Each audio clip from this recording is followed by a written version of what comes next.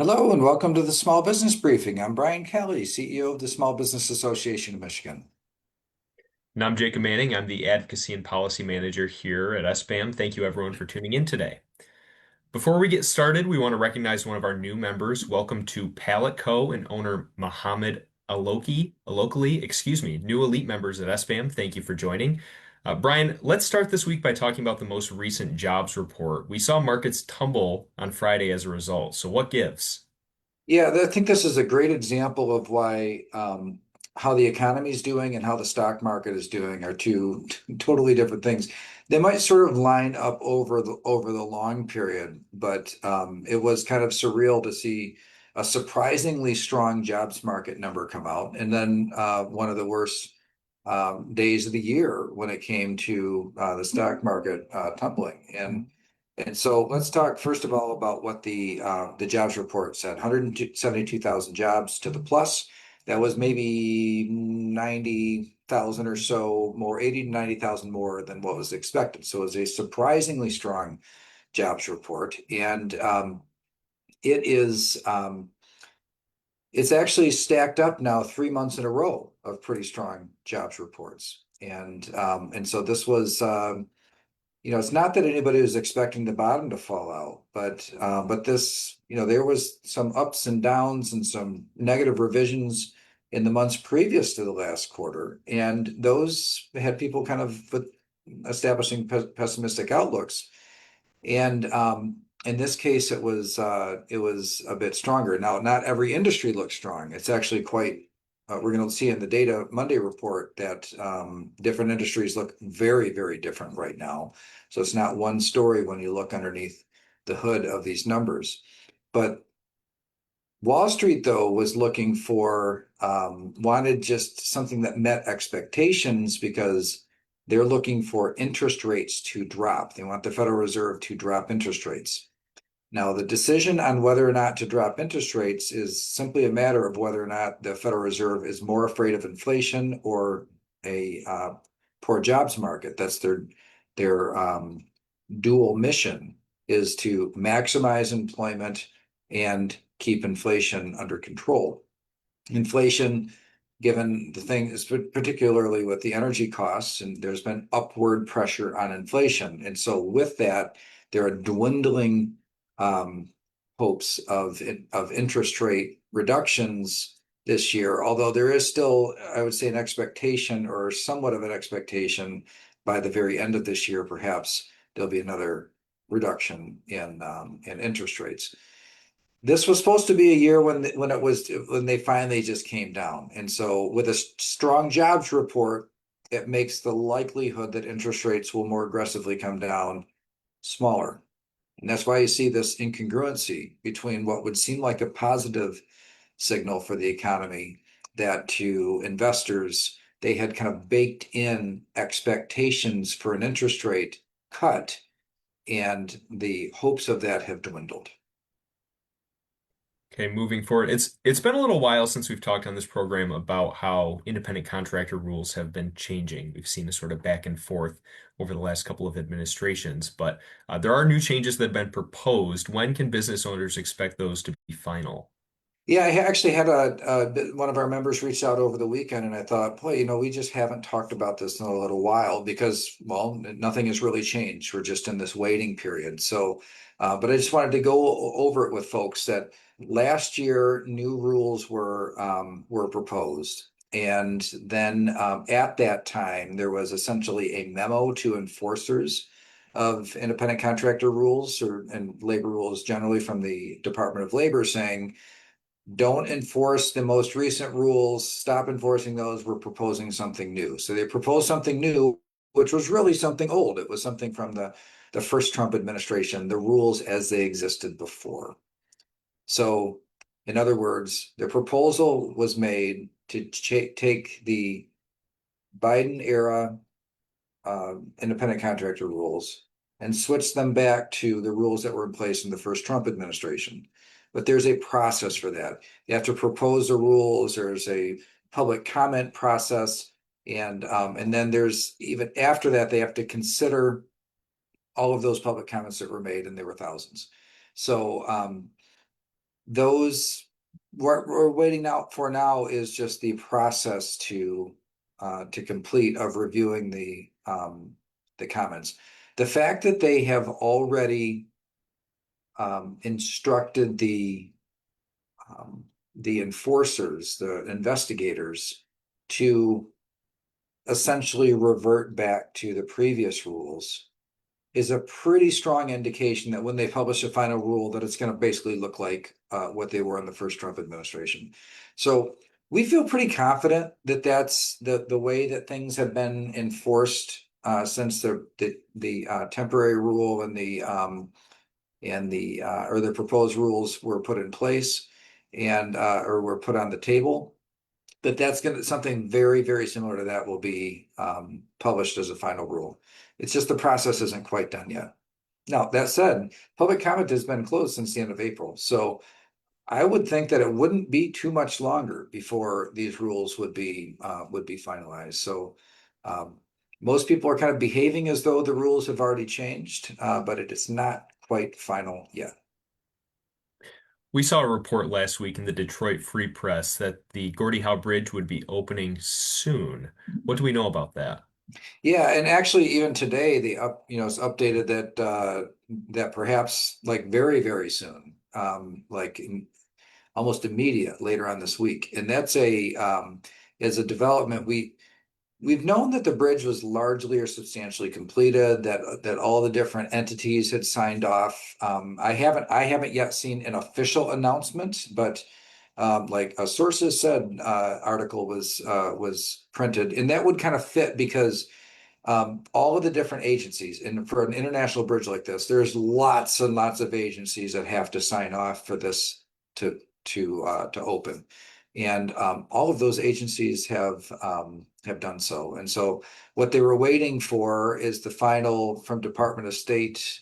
Essentially, it's a presidential permit for that to be finalized and approved. And so this is a kind of sources said type of announcement, but one that seems very credible given all of the different agencies up to that last step have all signed off on it. So, and I think has only been delayed because of some trade disputes between the U.S. and Canada.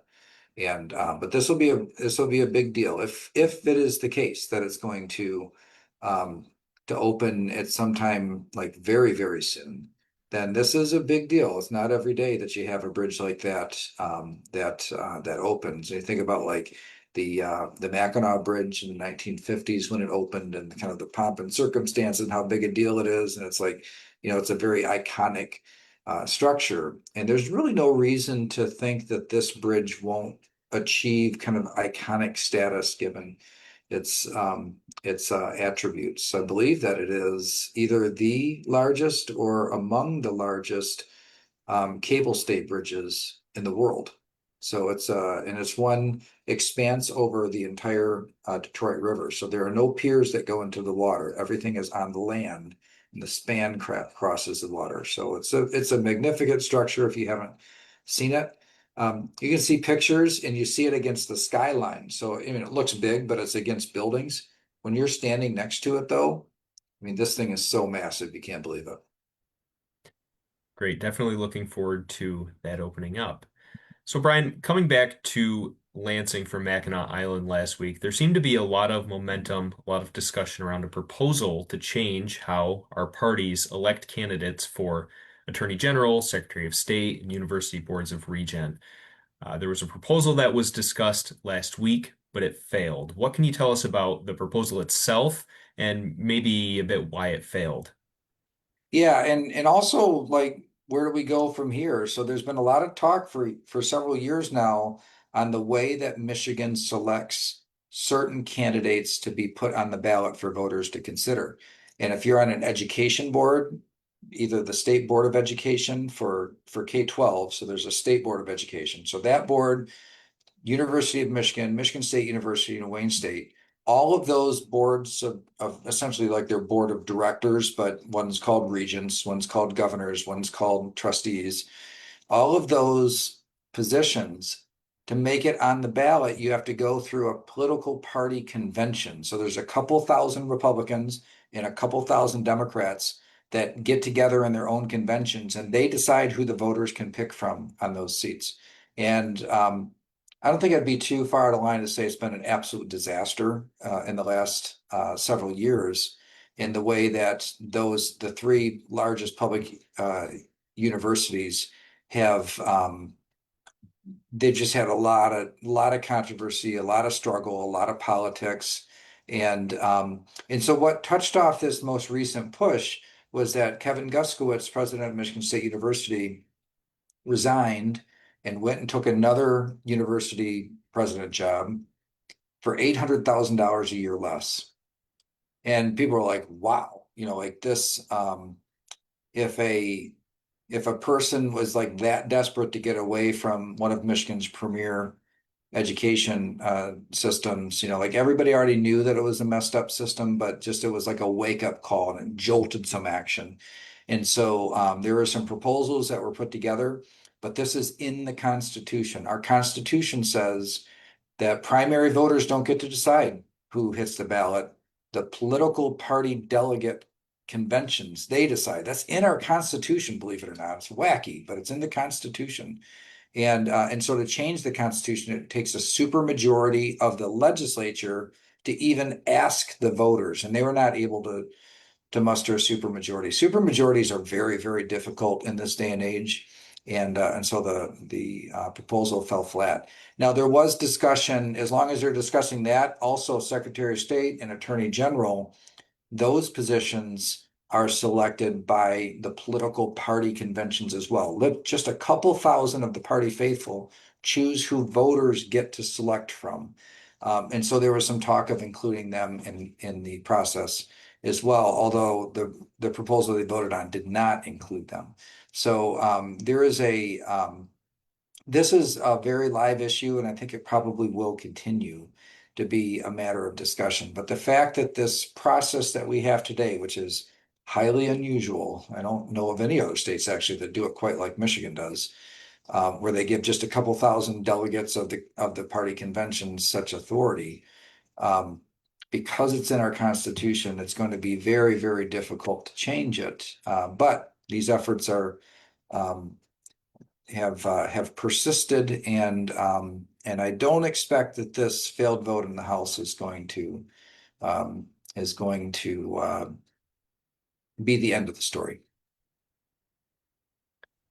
Yes, certainly. And so I have a follow-up for that, Brian. So there was a deadline that if the proposal did not pass the legislature by last week, it would not appear on the ballot. Do you expect this to come up next year? Well, it could actually come up yet this fall. So the reason that they kind of really moved quickly to consider this was because last week was the last week they could do it and have it on the August ballot with the primary. And so it's not, it wouldn't be unusual for there to be a reprisal or a renewed discussion, or are there changes that could be made to garner enough support? Something like this cannot pass the legislature without very, very strong bipartisan support. So that's that September, there could be a renewed effort in September. If there's not, usually hard things don't happen in the fall of election years. So I would say that odds would be stacked against it. But this is the sort of thing that will continue to come up year over year, at least as long as our three publicly elected university bodies continue to struggle to even do the basic governance things that for many, many years we'd kind of taken for granted. But politics has taken over these entities and really created, frankly, an embarrassing situation for those top level universities. Okay, so moving forward, to what is actually going to be on the ballot with our favorite recurring segment, Election Watch 2026. We're now about 2 months out from the August primary, and a candidate running for U.S. Senate got a major endorsement last week. What can you tell us about that? Yeah, this was kind of a surprise to folks that in the US Senate, so this would be the race to replace Gary Peters, Senator Gary Peters in the United States Senate. Three candidates, and it's always looked kind of like a three-way horse race. But the UAW, so the arguably Michigan's most powerful labor union, which has a lot of sway in that primary, they have exclusively endorsed Abdul Al-Sayed in this election. So Congresswoman Haley Stevens and also State Senator Mallory McMorrow are both in this race, and recent polling shows them still reasonably close to each other, these three.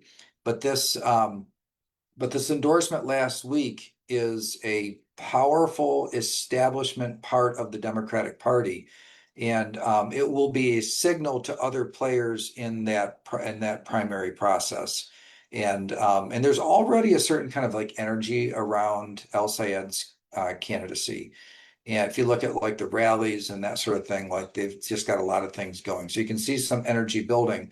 On the Republican side, the nominee is Mike Rogers. There's not an alternative. Um, and so at this point, Rogers is waiting to see who he's going to face in the contest in the fall. And at this point, what looked like a three-way horse race looks like now you have a couple credible contenders against a front runner, being Abdul Sayed. Definitely interesting on that race. Shifting over to the gubernatorial race, we know that the Democratic primary outlook has looked the same for the last few months, but the Republican field has recently been whittled down. I think we're down to just four. What changed here, and how are things shaping up on that side? Yeah, Pastor Ralph Freebrand was unsuccessful in getting enough signatures, and that was challenged, and he lost the final challenge actually just today um, to um, to get the name reinstated. So basically, you've got Congressman John James, businessman Perry Johnson, former Attorney General Mike Cox, and then current Senate Minority Leader Eric Nesbitt. Those are the four candidates, and the they're all out there and active. They all have enough money to be credible. John James has been the front runner for a lot of the way in terms of polling, showing him ahead, higher name ID than others, and had run statewide a few times before. The Perry Johnson really spending a lot to get his name out there, and then Mike Cox kind of in a position with as John James and Perry Johnson kind of go at it. Um, you can kind of see the Mike Cox and Eric Nesbitt kind of wait in the weeds type of a strategy. See if these guys can bring each other down and then create an opening for one of the two of them. They're going to need that because their name ID and their positioning vis-a-vis the others is just such that they're not likely to be able to take a straight line. What they're going to need is for an opening to be created by the two front runners in order to get there. And of course, on the Democratic side of the ticket, Jocelyn Benson is in a very commanding position to win the nomination for the Democrats, and that is she does have Sheriff Chris Swanson as an opponent. There was some news stories about her not accepting debate invitations for the primary, and but it's not terribly unusual for somebody who's a prohibitively far ahead front runner to say the risk reward's not there for me to debate somebody who's so far behind. There's more risk than reward involved in doing a debate, and therefore I'm just not gonna entertain that. That discussion kind of carried out. I would be highly surprised or very surprised if Secretary of State Benson changed her mind on that. It is a pretty a pretty tried and true calculation, risk reward calculation that front runners make. We've also talked on this program about the various failed ballot initiatives from this proposal. There was a graduated income tax proposal that we talked about quite extensively. There was another group that was trying to eliminate the tip wage credit once again. But now there's a group saying that they're looking to get money out of Michigan politics. And 2 weeks ago, they submitted their petition signatures to appear on the November ballot. So, Brian, what can you tell us about the proposal itself and maybe touch on some things that the average voter might not hear about this proposal, what some of the implications would be that aren't necessarily being discussed in the articles that are coming out about it? They change there, so there is a proposal that it sounds very attractive. They call it money out of MOPS or money out of politics. And this they turned in more than 500,000 signatures to get this on the ballot. Now those signatures have to be scrubbed and validated to determine did they really get enough to amend the Constitution, which takes, I think, around 360,000 valid signatures. So they turned in these signatures. And what this proposal would do, if the signatures are valid, it goes to the voters and the voters approve it. It's kind of billed as being something that says that if you're a regulated entity like a utility company, that you can't do direct or indirect contributions to candidates. You can't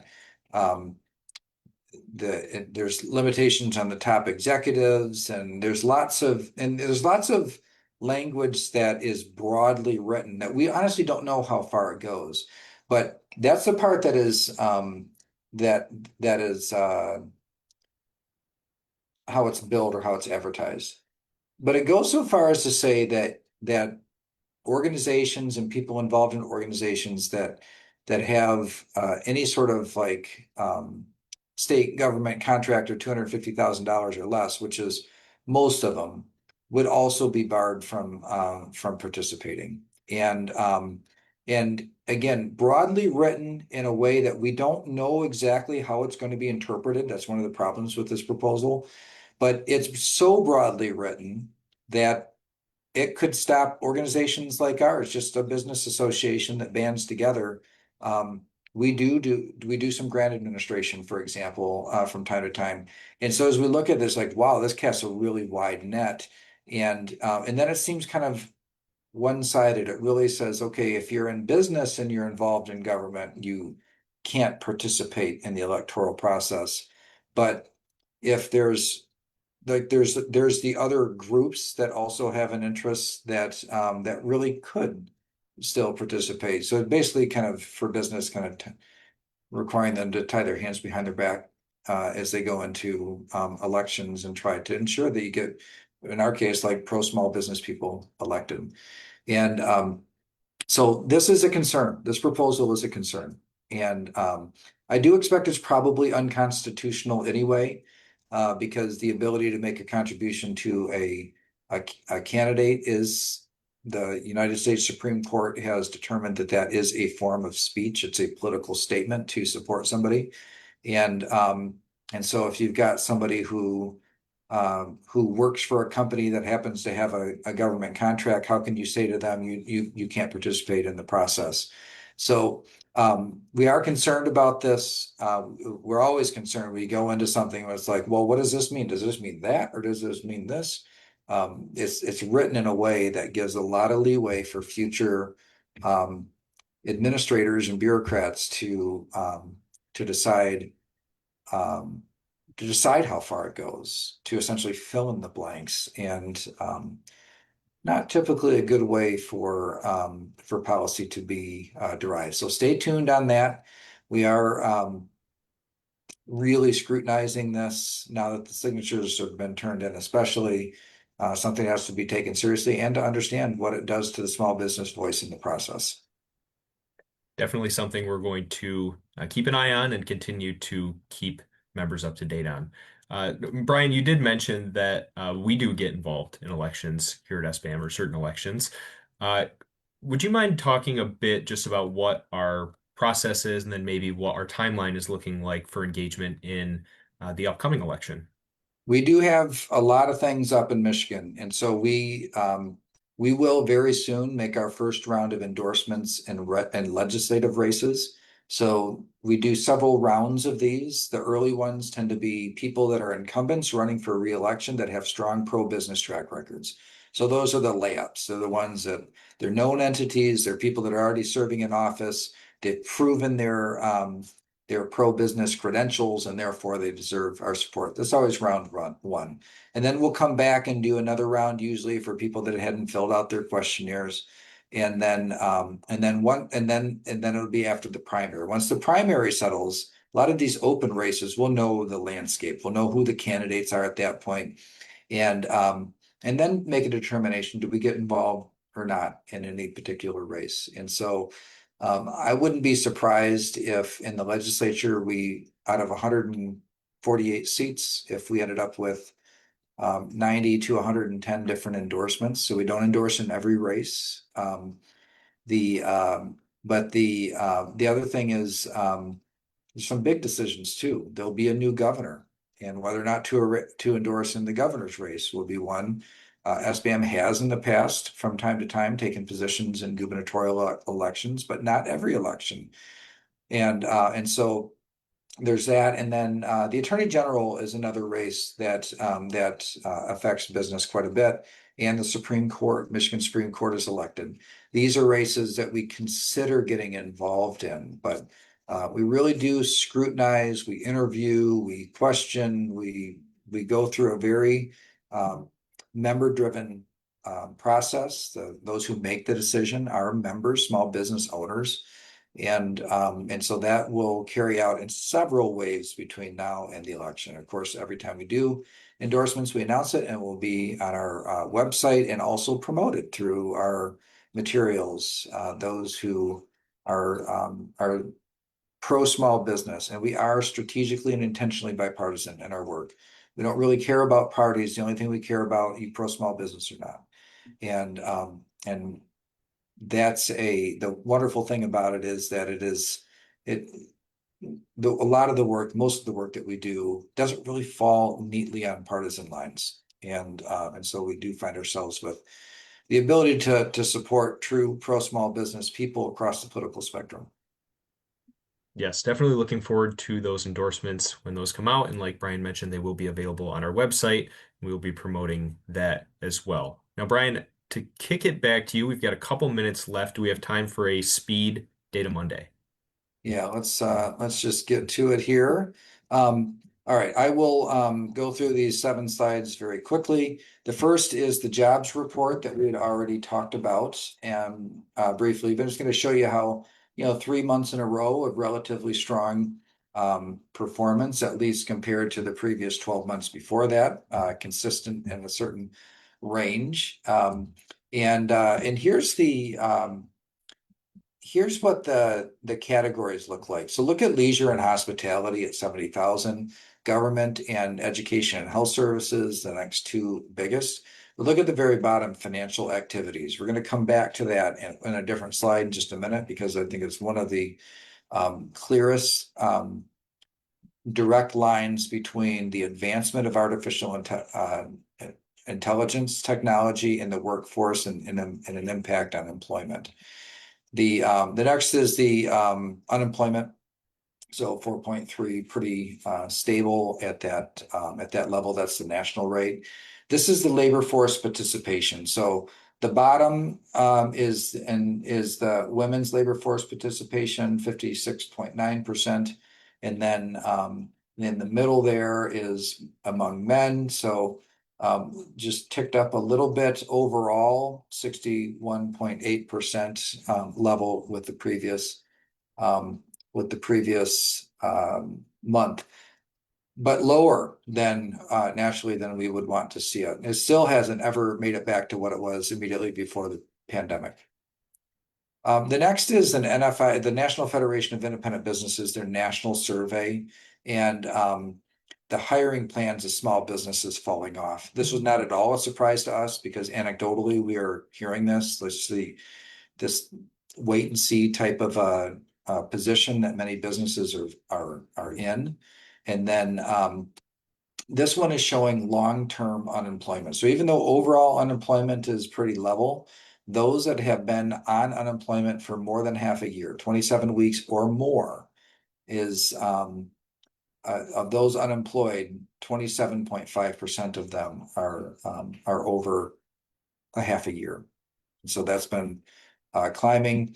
And here's the one, the two areas that are really being impacted so far. Oops, with respect to, or at least conventional wisdom, are these two industries are really impacted um, by artificial intelligence, and so you've got the information services at with the white line, and then the finance industry around real estate as well, both that are already kind of moving in automation directions or had been for many years.